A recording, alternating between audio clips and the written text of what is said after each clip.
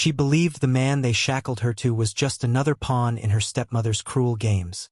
A penniless gatekeeper, her punishment for never measuring up. What she didn't know. He was the stolen heir to everything her stepmother controlled. Behind those watchful eyes lived a man who'd lost it all. Now he moved in silence, a ghost plotting to reclaim his kingdom. This African tale burns with betrayal, rises with redemption, and teaches us about the ironies of power. Ready? Let's begin. The compound had grown hollow since Chief Obi's passing. Once a symbol of pride, now just echoing halls and tension, especially around Ada. She was scraping cocoa yams in the kitchen when the bell clanged. Ada! Madame Margaret's voice sliced through the air. Gotta? Now. Ada wiped starch from her hands and walked to the entrance. The man wasn't a stranger. Kelvin Okoro, son of her father's business partner. Their families had built empires together. She remembered a confident boy visiting with his father. Now, dusty shoes, frayed backpack, exhaustion etched deep.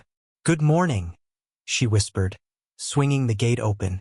He offered a tired smile. "Morning. Is Madame Margaret home?" Inside, Margaret perched on her leather throne, tea steaming. "Kelvin," her eyebrow arched. "What brings you here after everything?" He swallowed hard. "Just returned to town.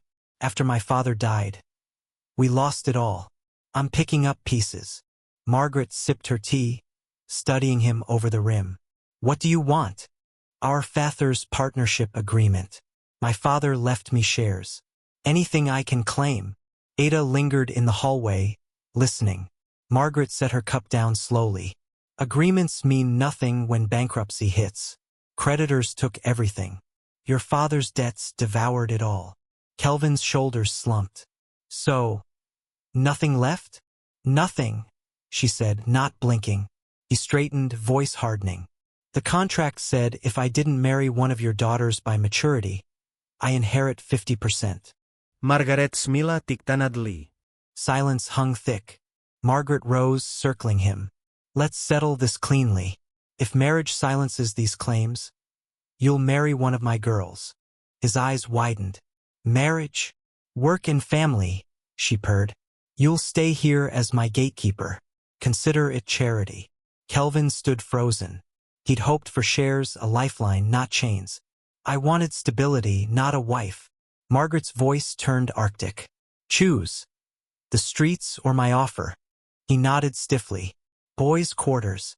I'll tell you next steps." A knot tightened in his chest. Pride was a luxury the streets had beaten out of him. That night, Margaret summoned her daughter Brenda. "That Okoro boy came today. Prison scars and all." Brenda scowled.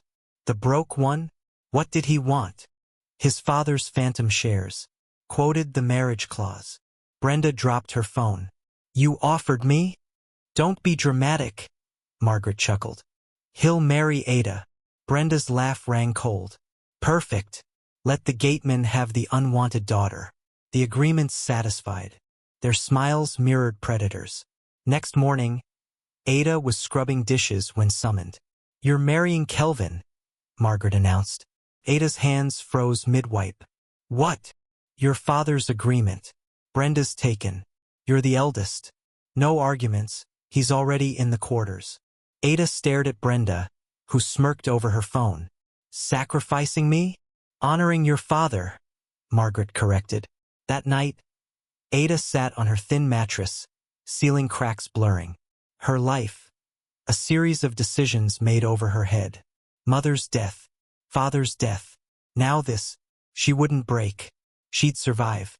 The compound gleamed with sterile wealth.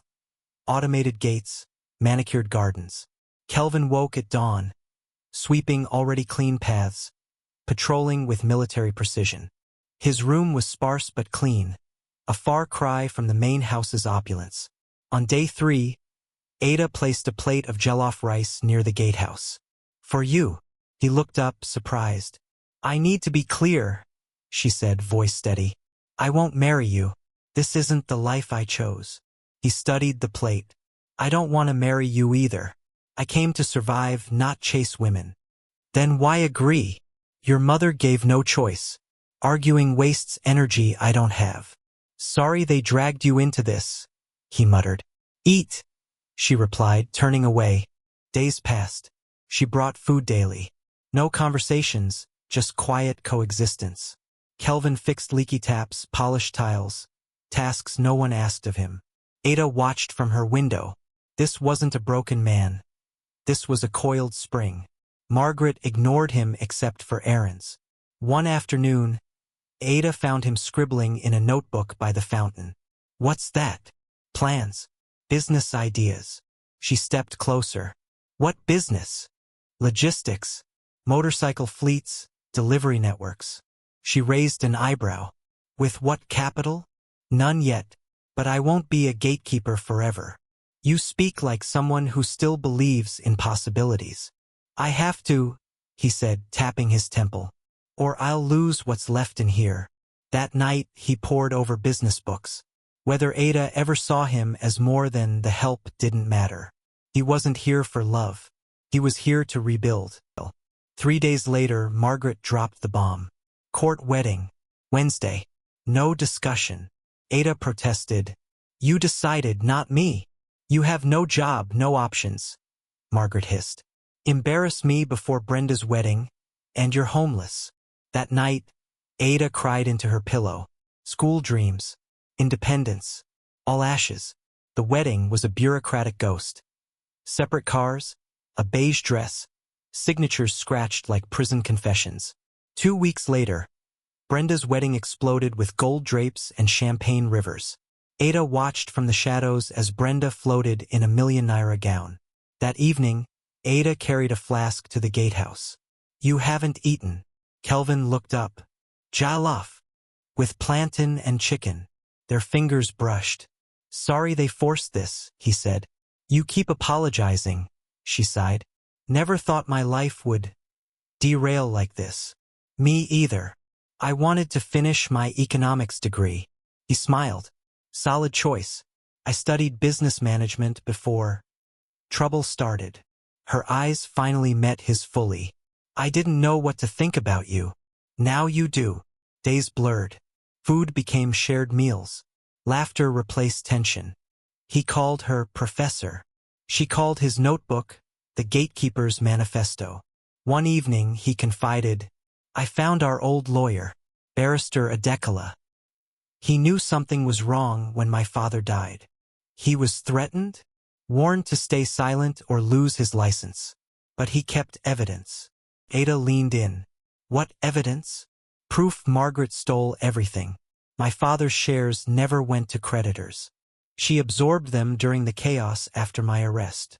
Ada's eyes widened. So we fight. We fight. Margaret posted Dubai honeymoon pics. When God gives you double for your patience.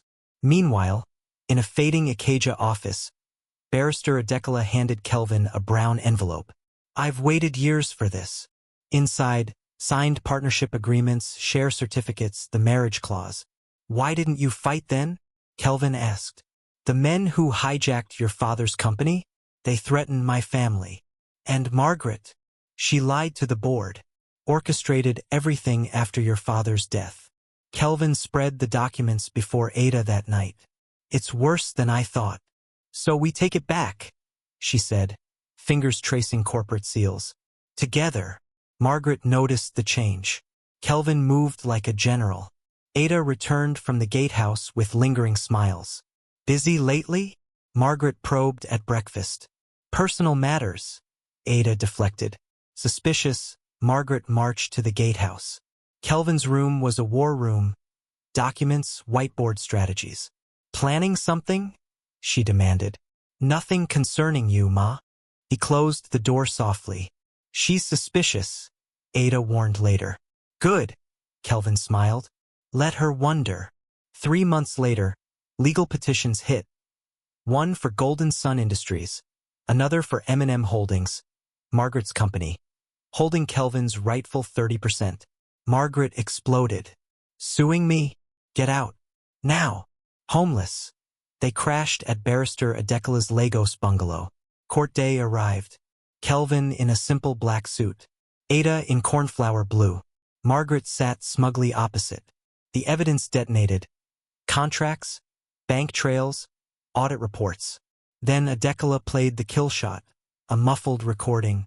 "Speak, and we bury your family." Gasps ripped through the room. Margaret's face drained of blood. For hours later, the judge ruled. Control of Golden Sun Industries reverts to Mr. Okoro. His 30% stake in M&M Holdings is restored. Additionally, 10 billion Nigerian nairas damages payable within 90 days. Margaret swayed, gripping her purse like a lifeline. Outside, cameras flashed. Kelvin turned to Ada. Her smile said everything. At the bungalow at dusk, Ada handed him tea. "You did it." "We did it," he corrected. "You're a shareholder now." And apparently, she teased, 10 billion Nigerian nairas richer. He stared into the sunset. "Feels like someone else's life." "I know," she said softly. "I didn't want this marriage either. But here we are." They laughed, the weight lifting. Meanwhile, Margaret's empire crumbled. Shareholders fled. Creditors circled. Then Brenda arrived sobbing. "David's arrested. Money laundering." Margaret's final humiliation. Begging at Kelvin's office. "Please, help Brenda." Kelvin leaned forward. "You chose cruelty when you had power. We choose mercy. But remember this, you didn't lose money. You lost your soul." Years later, Kelvin and Ada stood on their Lekki balcony. "From Gatehouse to this," she murmured. He took her hand. "I didn't just reclaim a company. I found a partner.